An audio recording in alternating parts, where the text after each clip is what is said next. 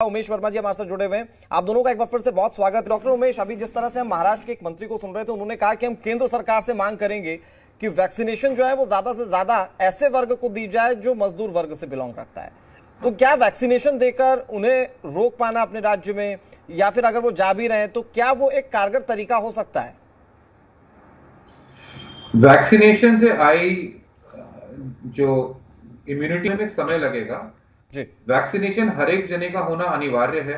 जिसका भी 18 से 45 साल की उम्र में 1 मई से जैसे हम सुन रहे हैं कि वो वैक्सीनेशन प्रोग्राम शुरू करेंगे, मगर उससे आने वाली इम्यूनिटी में समय लगेगा। पिछले साल के लॉकडाउन और इस साल के लॉकडाउन में ये फर्क है। पिछले साल के लॉकडाउन में पूरे देश में लॉकडाउन कर दिया गया था। अभी अलग अलग राज्य अपनी विभिन्न कारणों से लॉकडाउन करने का प्रयास कर रहे हैं, और इन वापस जाते हुए लोगों द्वारा ये बीमारी गांव में और फैलने वाली है, जिससे देश के लोगों को और नुकसान होने वाला है। हम शहरों में तो जहां सब सुविधाएं हैं मैनेज कर नहीं पा रहे, जब ये छोटे छोटे शहरों में पहुंच जाएंगे, अपने अपने गांव में पहुंच जाएंगे, वहां कैसे राज्य सरकारें इन लोगों को संभाल पाएंगी? बिल्कुल, ये बहुत आवश्यक है कि अगर किसी के घर में कोई जना काम कर रहा हो, किसी को काउंसिल कर सकें, क्योंकि ये बहुत लंबा लॉकडाउन राज्य सरकार ने भी नहीं लगाया हुआ।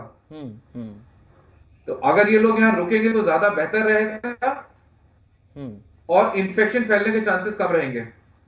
बिल्कुल बिल्कुल डॉक्टर साहब, आपने ठीक बात की। बहुत बड़ा सवाल इस बात को लेकर भी है कि आईसीएमआर ने अभी हालिया जो बयान दिया, या स्वास्थ्य मंत्री ने जो बयान दिया कि आईसीएमआर ये कह रहा है कि ये कोरोना बहुत ज्यादा खतरनाक नहीं है। मौत के जो आंकड़े सामने आ रहे हैं वो पहले की ही तरह हैं, लेकिन अगर हम लोग जमीन पर देखें तो शमशान घाट पूरी तरह से फुल है, जो तस्वीर आज से पहले देश ने कभी नहीं देखी थी। अस्पतालों में बेड्स की बहुत कमी है, ऑक्सीजन की बहुत कमी है। तो या तो इस बार ऑक्सीजन की सप्लाई पहले की तरह नहीं है, या फिर पहले स्थिति कुछ और थी और आज स्थिति कुछ और है।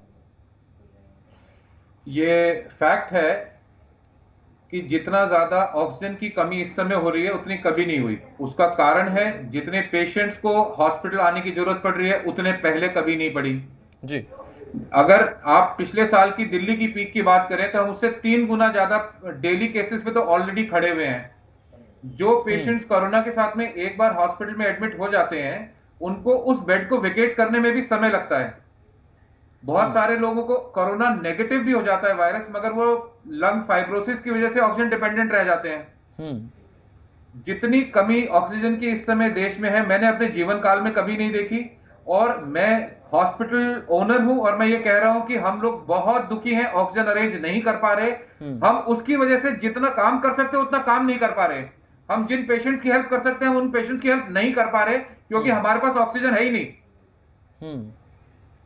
लेकिन ऑक्सीजन की कमी की वजह से डेथ्स ज्यादा हो रही है जी। और ये बिना सरकार के इंटरवीन करे प्रॉब्लम सॉर्ट आउट नहीं हो सकती। ये कोरोना का एक नया स्ट्रेन है जिसमें ऑक्सीजन की ज्यादा जरूरत है, क्योंकि कहा जा रहा है कि रेमडेसिविर इंजेक्शन की भी उतनी जरूरत नहीं है, कहा जा रहा है दूसरी दवाइयों की भी उतनी जरूरत नहीं है जितनी जरूरत आज के समय में ऑक्सीजन की है।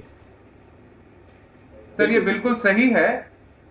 रेमडेसिविर का इंडिकेशन हर एक पेशेंट में नहीं है। रेमडेसिविर का इंडिकेशन तो एक बहुत स्मॉल सबसेट ऑफ पेशेंट्स में है, और बहुत सारी स्टडीज ऐसी हैं जो कहती है इस्तेमाल है या नहीं है।